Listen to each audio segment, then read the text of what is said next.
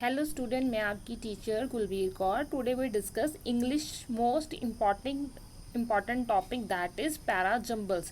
Clear, para jumbles को हम tricks के साथ, एग्जाम्पल के साथ उसको डिस्कस करने वाले हैं। क्लियर, तो बच्चों आपको पता ही है आप पैरा जंबल कहाँ कहाँ और क्यों इम्पॉर्टेंट है। पहली बात तो पैरा जंबल में क्या होता है, एक तो सिंगल क्वेश्चन भी रहता है, कई बार क्या आता है सीधे के सीधे 5 क्वेश्चन पैरा जंबल से ही आते हैं। जैसे उन्होंने सीक्वेंस दिया हुआ है, उन्होंने क्या है शफल करके पॉइंट्स दिए हुए हैं। जैसे आप देख पा रहे हो स्क्रीन पे भी 4 पॉइंट दिए हुए हैं, इसको शफल करके दिया होता है और हमने ऑप्शन में से उसका सीक्वेंस बताना होता है कि इसका सीक्वेंस क्या आएगा। क्लियर, तो ABCD में कौन सा उसका सीक्वेंस है वो करेक्ट होगा। क्लियर, और इसको कुछ करने के थोड़े से रूल्स होते हैं, ट्रिक्स होती हैं, उनका हमने ध्यान रखना है। कई बार क्या होता है एक भी सेंटेंस आपका गलत शफल हो गया, सेकंड की था आपने थर्ड के था आपने फर्स्ट लगा दिया, तो आपके 2 से 3 क्वेश्चन गलत हो जाएंगे। ये बच्चा ये स्कोरिंग टॉपिक है इंग्लिश का, तो इसको हमें अच्छे तरीके से आना चाहिए। प्लस ये ऐसा नहीं है ये सारे एग्जाम में आता है। क्लियर, आपको पता है अगर आप CGL Tier 2 की तैयारी कर रहे हो तो उसमें पैरा जंबल है, 2 से 3 पैरा जंबल मीन से 10 से 15 क्वेश्चन आ जाते हैं। क्लियर, Tier 1 में भी आते हैं, चाहे आप SSC CHSL दे रहे हो, MTS दे रहे हो, CGL दे रहे हो, इवन क्या अब बैंक का एग्जाम देते हो तो उसमें भी 5 मार्क्स का पैरा जंबल रहता ही रहता है। 5 मार्क्स क्या अपनी इंग्लिश में पैरा जंबल में ही आएंगे।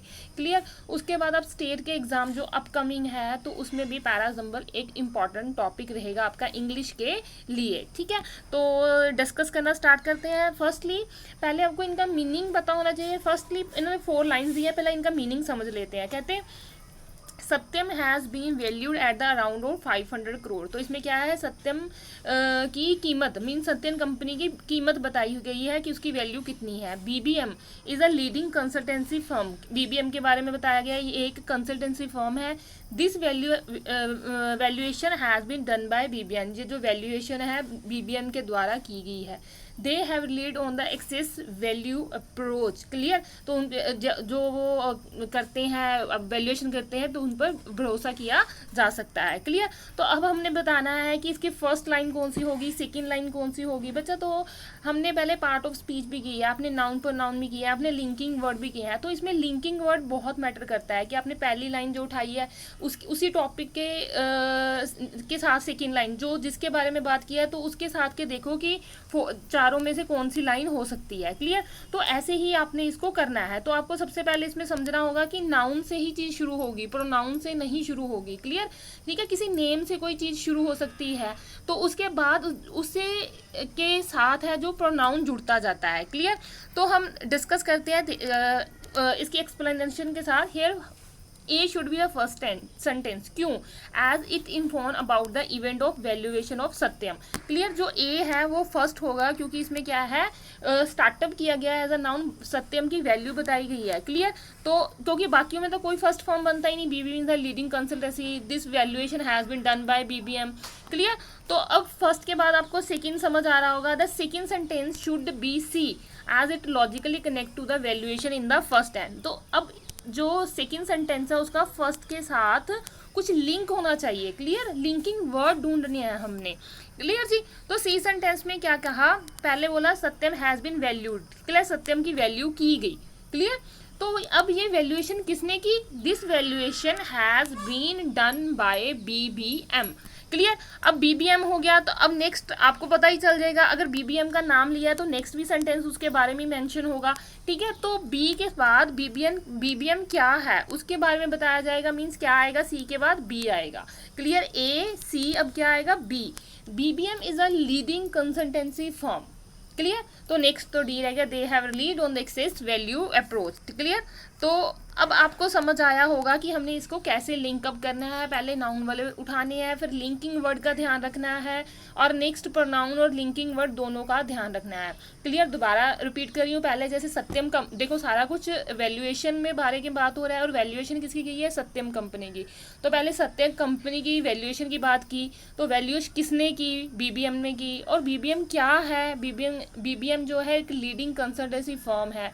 क्लियर, तो ऐसे आपने लिंक करने हैं वर्ड्स को और उनका मीनिंग। अगर कई बार क्या होता है मैं आपको बताती हूँ, जैसे बैंक की बात करती हूँ, काफ़ी बड़ी लाइन होती है, दो तीन लाइनों की लाइन होती है, हमें समझ नहीं कई बार हमें उसका मीनिंग भी नहीं समझ आता।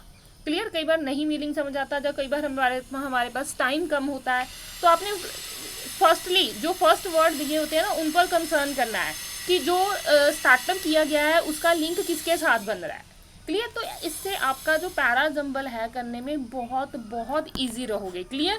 तो ऐसे मैं आपके साथ कुछ एग्जांपल्स और डिस्कस करूंगी कि आपको अच्छे से समझ आए कि पैरा जंबल को किस ट्रिक के साथ हमने करना है। क्लियर। तो नेक्स्ट बात करते हैं, कहते द फर्स्ट। बच्चा अगर आपको समझ आ रहा है तो एक बार ये खुद भी ट्राई करके देख सकते हो। आप वीडियो को स्टॉप करके, ये आपके सामने स्क्रीन पे क्वेश्चन प्लस ऑप्शंस आ रही हैं। क्लियर। आप खुद ट्राई करके देख सकते हो ये क्या कहना चाहते हैं। ठीक है। तो फर्स्टली फर्स्ट सेंटेंस क्या कह रहे हैं, the first is written by employer to find specific people for specific job. Clear. they are the consultant who advertise in this paper। कहते हैं ये कौन है, ये कंसल्टेंट्स होते हैं जो न्यूज़पेपर में एडवर्टाइज करते हैं। द अदर टाइप का मीन्स कुछ फर्स्ट होगा तो हम इसको इसके साथ लिंक कर सकते हैं। The first is this and other type is this. Clear. आपको समझ आ रहा है, पढ़ते पढ़ते कुछ लिंक हो रहा है। The first is this and other type of recruitment company. जो दूसरी टाइप की रिक्रूटमेंट कंपनी और एजेंसी कौन है, works on a contingency basis पे जो काम करते हैं। क्लियर। तो next is they are essentially two type of recruitment company. तो ये भी आ गया। तो मीन्स आप हम सोच सकते हैं कि डी है जो वो सी, ए और सी से पहले आएगा। ठीक है। ए और सी से पहले रहेगा, मतलब कहीं पे भी हो सकता है क्योंकि इसमें क्या बताया गया है, टू टाइप से रिक्रूटमेंट कंपनीज है। तो first is this and other type is this. Clear. तो देखो पढ़ते पढ़ते ही लिंक हो रहा है इसका। क्लियर। तो नेक्स्ट क्या कह रहे हैं, they are paid up the employer only when someone is appointed. Clear. तो जब कोई अपॉइंट किया जाता है तो तभी ये एम्प्लॉयर को पे करते हैं। क्लियर। तो अब इसका लिंक देखते हैं। कहते हैं in this paragraph central theme is introduce by sentence D. अब सेंटेंस डी को क्यों लिया गया पहले, बाकी अब हम इसको ऑप्शन से भी थोड़ा कर सकते हैं अगर आपको थोड़ा सा लिंकिंग मिल रहा है और ऑप्शन से। देखो पहले ऑप्शन में बी को पहले रखा गया है। They are the consultants who advertise in the newspaper. They are the means ये तो किसी के बारे में बात कर रहे हैं ना, तो इसको हम फर्स्ट सेंटेंस नहीं बना सकते। जो किसी के बारे में बात कर रहे हैं, दे आर द। क्लियर। तो पहली ऑप्शन तो कट हो जाती है। क्लियर। तो लास्ट है डी, जो ऑप्शन है ए से शुरू होती है। The first is written by employer to find specific people for specific job. मैं आपको पहले बताया the first type, the other type and they are two type. Clear. तो ए भी नहीं हो सकता। तो अब हमारे पास क्या बचता है, बी और सी में डी ऑप्शन है। ठीक है। डी फर्स्ट ऑप्शन क्या है, डी और डी है। क्लियर। तो मीन्स डी की प्रायोरिटी बन रही है। They are essentially two types of recruitment company. तो हम मान सकते हैं कि जो डी है वो हमारी फर्स्ट लाइन रहेगी। क्लियर। तो अब नेक्स्ट इसके बाद आपको खुद ब खुद समझ आ गया होगा। The next should be A. A क्यों, A tell about the first type of company. Clear. The keyword here is first for the type of company mention. Clear. तो उन्होंने कंपनी की जगह फर्स्ट जो कीवर्ड है, बच्चा ये कीवर्ड ही आपको अच्छे से जानने हैं। जैसे मैंने आपको ऊपर बताया है, दे आर, ये किसी के बारे में बात कर रहे हैं। क्लियर। मैं माना आपको अगर आपकी इंग्लिश में हाथ टाइट है कि आपको पूरे का मीनिंग नहीं समझ आ रहा, तो लिंकिंग वर्ड्स उनका तो हम ध्यान रख सकते हैं ना। तो मीन्स डी के बाद क्या आएगा हमारा, ए आएगा। The first is written by employer and find the. ठीक है। तो अब ए के बाद अब क्या रहेगा। क्लियर। तो आप ऑप्शन ही देख सकते हो। तो ये वाली ऑप्शन तो कट होगी, तो ऑप्शन ही मेरी बी बचती है। क्लियर। अब उन्होंने the first is written by employer to find specific people for specific job. Clear. तो अब फर्स्ट कंपनी की थोड़ा उनके बारे में बताएंगे। तो next is B, they are the consultants who advertise in this newspaper. ये कंसल्टेंट होते हैं जो न्यूज़पेपर में एडवर्टाइज करते हैं। अब नेक्स्ट क्या आएगा मेरे पास, सी, कि दूसरी टाइप की कंपनी कौन सी होती है। The other type of recruitment company और agency to be passive work on the contingency basis and they are paid by the employer. इनको एम्प्लॉयर से पैसा मिलता है only when someone is appointed, जब कोई किसी की अपॉइंटमेंट होती है। क्लियर। बच्चा मेरे को लग रहा है, होप सो आपको बहुत बहुत ईजी लग रहा होगा पैरा जंबल। जो बच्चे ये सोच के छोड़ आते थे कि मैम हमें पूरे का पूरा पैरा जंबल पढ़ना मुश्किल लगता है, हमें इसका मीनिंग नहीं समझ आता, हम नहीं कर पाते, होप सो उन सब स्टूडेंट्स के लिए ये ईजीएस्ट मेथड रहेगा। क्लियर। तो बच्चा मेरे साथ बने रहे और नेक्स्ट चलते हैं। क्लियर। बच्चा अगर मैं कुछ स्लो समझा रही हूँ तो इसका मतलब ये है कि मैं आपका चाहती हूँ कि आपका एक एक पॉइंट क्लियर हो। क्लियर, ठीक है बच्चा, आपको सुनते ही सिर्फ 5 से 10 मिनट एक्स्ट्रा लग जाएंगे, पर आपका जो हर पेपर में 5 नंबर है आप वो ले लोगे। मीन्स 10 12 15 मिनट की वीडियो में आप 5 नंबर ले सकते हो, तो बहुत बहुत बड़ी बात है। आपको पता है आजकल कंपटीशन कितना हाई है। क्लियर, तो नेक्स्ट पे चलते हैं। ये अच्छा टॉपिक है, कहते हैं a number of lessons were learned and load of pre conception forgotten. Clear, काफ़ी कुछ सीखा, ठीक है, और इसके बारे में प्री कंसेप्शन के बारे में, a lot of pre conception forgotten. Clear, तो नेक्स्ट कहते हैं फर्स्ट वर्ल्ड वार, मीन्स फर्स्ट वर्ल्ड वार की बात की जा रही है। First world war was thus a prelude to even more destructive war. Clear, उस फर्स्ट वर्ल्ड वार को कहते हैं कि बहुत ज़्यादा डिस्ट्रक्टिव वार में काफ़ी नुकसान हुआ था, उसके लिए उन्हें बोला जा रहा है। Clear, many weapon use in the war had been use before. कहते काफ़ी ऐसे जो वेपन थे जो पहले नहीं इस्तेमाल किए, इसे युद्ध में इस्तेमाल किए गए। As an aftermath of war there was a savage in intensification of the research in the armaments. Clear, and the First World War was an excuse to experiment with the arsenal from the various European states. Clear, तो इसका अब हम समझना है, इसको कैसे समझना है वो हम डिस्कस कर रहे हैं। तो इसमें हमने देखना है कि क्या हमारा सीक्वेंस क्या बनेगा। क्लियर, तो हम देखते हैं, तो कहते हैं the idea about the first war was introduce here in the second sentence, 2 sentence that is B and E. Clear, तो अब पहली बात तो अगर ऑप्शन देखते हैं कि सबकी पहली लाइन ई ई ई ई है। क्लियर, तो अब हम देख सकते हैं, पहले कहते हैं बी और ई में इंट्रोडक्शन हो सकता है। First war was thus a prelude to even more destructive war. Clear, तो बी भी हो सकता है, पर ऑप्शन में तो मेरे पास बी है ही नहीं है। क्लियर, ई में क्या है, the first world war was an excuse to experiment with the arsenal from various European state. कहते जो फर्स्ट वॉर थी एक बहाना था जो यूरोपियन स्टेट से हथियार आए हुए थे उनको इस्तेमाल करने का।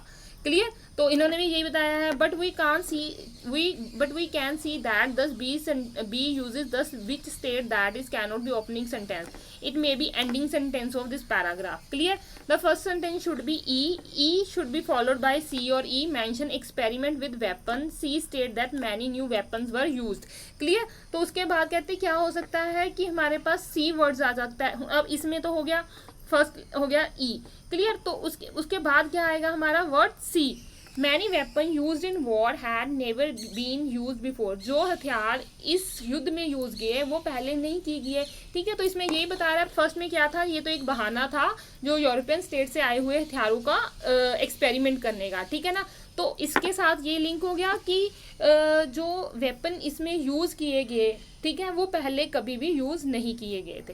क्लियर, तो नेक्स्ट उसके बाद क्या आएगा मेरा, कहते हैं उसके बाद अब क्या है ए ऑप्शन। तो ए ऑप्शन में क्या कह रहा है, a number of lessons were learned and the lot of pre conception forgotten. Clear, तो अब इसके बारे में क्या कहा जा रहा है, कह रहे next sentence should be A as it is speak about the aftermath of war lesson learn. कहते हैं इसमें बारे में बताया जा रहा है कि युद्ध के बाद उन्होंने क्या क्या एक्सपीरियंस लिया। Clear, the next sentence should be D as it's continue to discussion about the aftermath of the war.